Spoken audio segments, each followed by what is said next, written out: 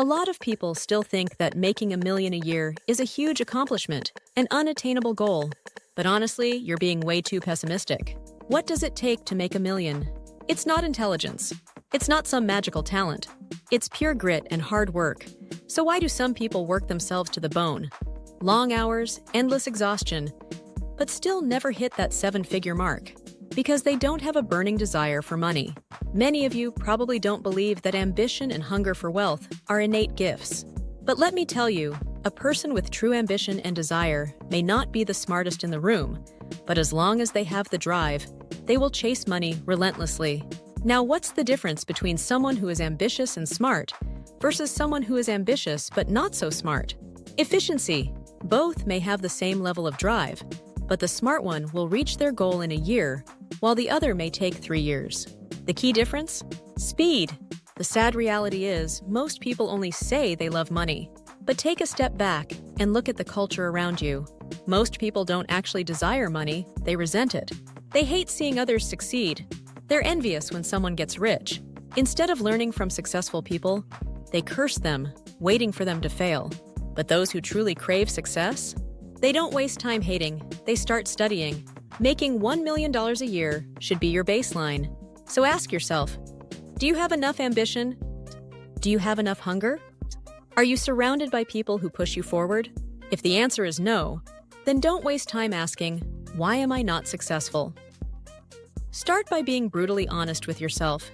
Do you even desire success enough?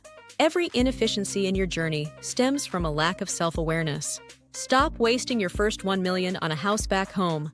Now that I've established that making $1 million is totally achievable, I need to warn you about the biggest mistake people make with their money. Most people don't know how to use their wealth wisely.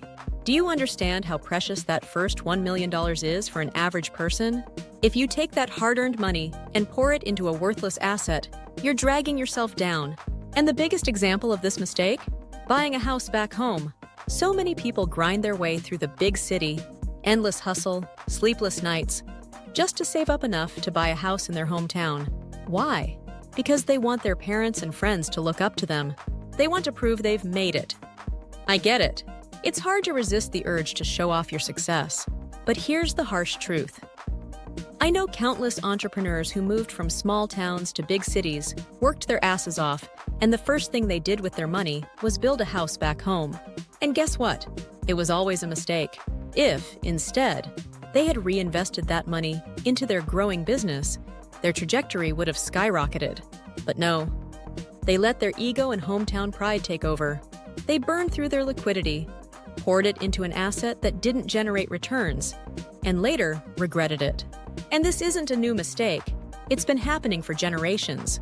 Ladies, stop holding yourself back in love and life. If you're an ambitious woman, if you want to grow, expand, and thrive in the big city, don't let outdated traditions pull you back.